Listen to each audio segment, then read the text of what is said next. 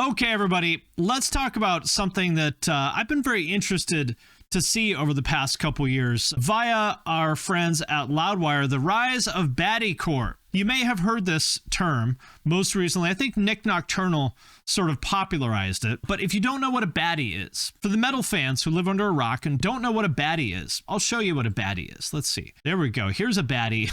Here's a baddie. The Queen, slay. Baddie meaning a bad bitch, like this. This would be a good example of a baddie.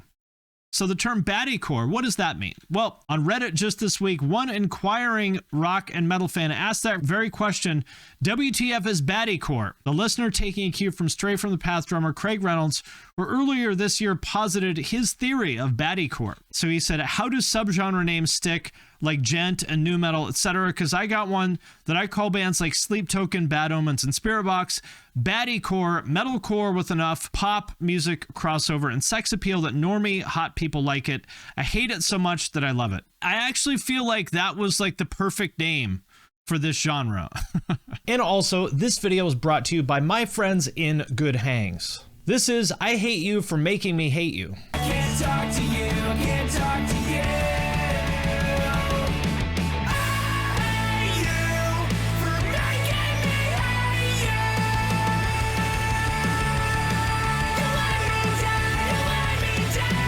And this is I only do push-ups when I'm drunk.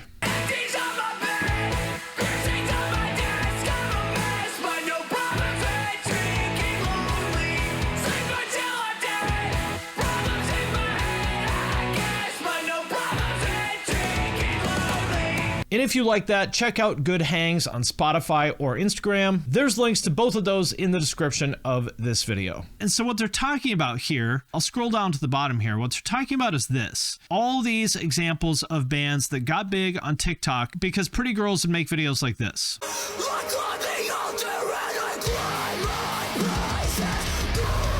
That's one example. You can see here, this is a male baddie. So I guess this is a himbo. Hey, listen, himbos are baddies too.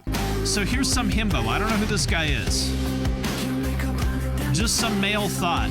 This right here, people, is the power of being an attractive person, which I do not have. This man has 170,000 likes on this video of him just backing his car up while Bad Omens is playing. That's the power of being attractive. Yes, this is right. Baddiecore is more descriptive of the music audience than the performer of the music. That's right. That's right. Sleep Token is a great example of this. So here's one. This is, I wish I knew earlier that real men don't care if you have a little extra to hold or if you're not perfect, they're just happy you want to share yourself with them. The girls in these videos always look confused and kind of tired and like they look sort of awkward. Because I imagine their roommate is like on the other side of the room, you know, playing their Switch or something like that. Meanwhile, she's over here like awkwardly doing this. And he's just like, oh, Lisa, come on. When are you going to be done? I want to turn the sound on my game again. When are you going to be done like writhing around in the corner and listening to Sleep Token? Here's another example. So I guess, you know, I guess I'm wrong. I didn't realize that Spiritbox was baddiecore, but I see that they are. For example, this one here from Katie Noel. I'll be yours.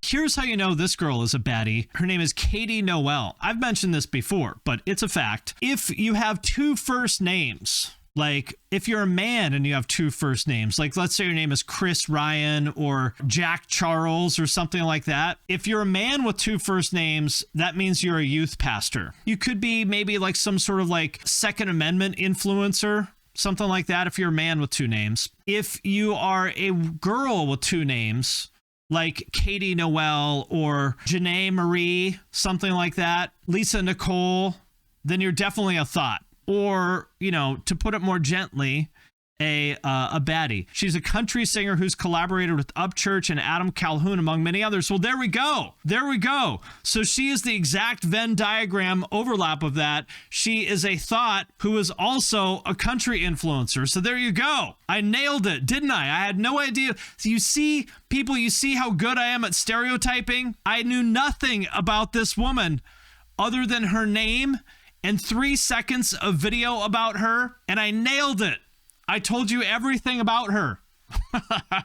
Anyway, here's another one. This is Bad Omens. Oh, okay, another himbo. I like that.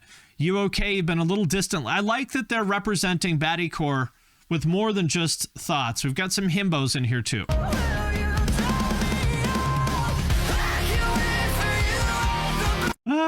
I like all this guy. Here's what I like about it. I'm so angry that I'm not this attractive, because if you're hot, all you have to do is just fucking like exist and play a song in the background. This has 2 million plays. All you have to do is just fucking sit on the goddamn floor holding a Red Bull and play Bad Omens, and you'll get 2 million views. Himbo core is just music that represents beautiful men that have emotions. That's right. Is there any excuse for being hot and poor? No. No, listen. If you're as attractive as this guy, the world is your fucking oyster. Go sell foot pics on OnlyFans, like sell dirty underwear. Like, you could do anything you want. The world, if you were this hot, there is no goddamn excuse for being poor, all right? So, Maverick 2-1, I hope you're not poor. He looks blue stealing right there. He wants you to ask him what's the matter. Be like, I noticed you've been a little bit distant lately. What's up, man? And then it'll be like, he's the type of guy that has a tattoo with like a date somewhere on his body. Like, he'll have a tattoo right here that says like 3/21/13, and you're supposed to ask him what the date means, because without exception, if someone has a date tattooed on their body, there's some sort of like incredibly long-winded, boring story behind it that they think is really meaningful. Yeah, the day my parakeet passed. Exactly. It's that, or the date that their kid was born. Like, oh wow, that's the date your son was born. Wow. Well, where is he? Oh, well, actually, my stupid bitch ex-wife has custody because I failed 3 drug tests, and in this fucking fascist country, men have no rights. If you fail 3 drug tests, apparently they give the custody of your kids to your bitch ex-wife because the courts in this country hate men. Something like that. Yeah, maybe that's the day he found his favorite band. 3/21/13. It's the first day I ever heard Real Big Fish. Changed my life, bro. That's the deal with Maverick 2-1 here. Oh, and how about this girl here? Are there any good men out there who still send good morning texts? Again, if you're good looking, all you have to do is exist. This could all be yours. All you have to do is just exist. Just sort of conspicuously unzip your teddy bear outfit just a little bit to see your boobies. That's all you have to do. That zipper is very heavy, yes. Very, very heavy zipper. This person here, more Bad Omens. This person looks like an anime character. This is a good song. More Spiritbox, more Sleep Token. And this girl, I really hope that this girl got the idea for this background from my videos. Not that I was the first person to ever do that, but I hope that that's what it is. Anyway, the common thread with all these bands, obviously, like Craig said, is that hot people listen to them. And then apparently I'm quoted this here. The day the question was asked on Reddit, rock and metal influencer Mckenty commented on the thirst trap aspect. The only way for a metal band to get popular now is if baddies make thirst trap TikToks with their music. Certified rock and metal influencer Mckenty quoted in this article, that's how you know it's true. Now, what I think is interesting about this is, like I said in that tweet, this seems to be kind of the only way that music actually becomes popular now, right? I mean, it's not limited to just like metal. It's pretty much like all genres. I mean, I suppose there are some exceptions, but for the most part, this is the only way that anything gets popular now, is hot people make thirst trap TikToks about it. And if one of them catches on, then other people are like, oh, this himbo or this thought got some attention making thirst trap TikToks about this song. I would like to get some validation from strangers too, so I'm going to make some thirst trap TikToks about it. And there's a couple things that I think are interesting about it. Number one, to some extent, this is no different than it's ever been, right? Because young women have always been the primary driver of what's popular. Think about like clubs, right? If you look at any club, meaning like, a nightclub where normal people go to dance and listen to popular music like rap and pop, stuff like that, what you'll see is that there's usually a thing where, you know, it's ladies' night on Thursday, and before midnight on Thursdays, then ladies get in free and guys have to pay $20. And the reason why is very simple. It's because the only thing that young men think about, unless they're into metal, is humping attractive women. This is the entire basis. If you're a young man and you're normal, now if you're not normal, you might be into metal and you would rather put your hands all over a guitar than a baddie. But normal men, the only thing you think about from the age of, I don't know, what, 16 to like 30 or something, the only thing you think about is touching boobies and humping girls. I mean, you have to eat, you know, you have to pay the bills, you have to do that stuff. But really, eating is only just a thing that you get through so that you don't die and you can go hump girls. And so this is the trick that the clubs play, is they know that if we let a bunch of what if I'm gay? That's impossible.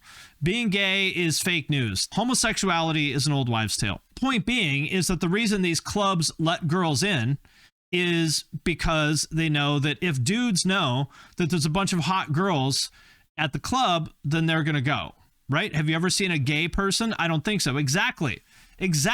Really, this is just the new version of that, right? Is if guys know that hot girls listen to this stuff, then they're going to pay attention to it. You think about in the MySpace era, which was, I would say, probably the most recent peak of metal's popularity. What was that all about? It was like the scene girls and scene guys. So I feel like this is just the new version of that, really. And it's not a coincidence that from the years of maybe like, what, 2010 to 2017 or 18 or something like that, I feel like metal was at its all-time low in terms of popularity. And that is also the era in which there were the least women listening to metal. And then you see some of this stuff come along, you know, maybe starting around 2020 or something like that. You see like Lorna Shore, Bad Omens, and some of these other bands, and TikTok and all the pop punk stuff come along. And now women start listening to this stuff again, and magically it becomes popular again, right? I don't think it's a coincidence. So like, in all seriousness,